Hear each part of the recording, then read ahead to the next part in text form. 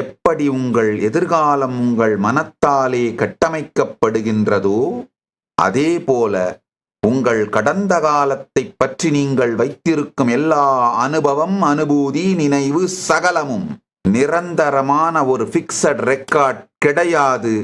உங்களுடைய creative reconstruction தான்.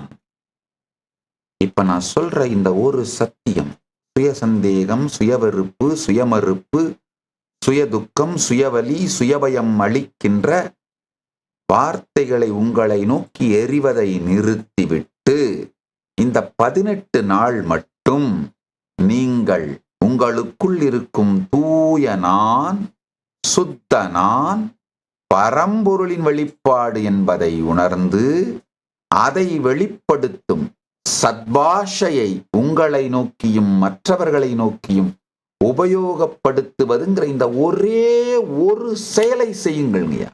நான் சொல்ற இந்த சத்தியம் மிக தெளிவாக புரியும். கைலாசவாசியாக இப்போதே பதிவு செய்யுங்கள். சேனலை சப்ஸ்கிரைப் செய்யுங்கள்.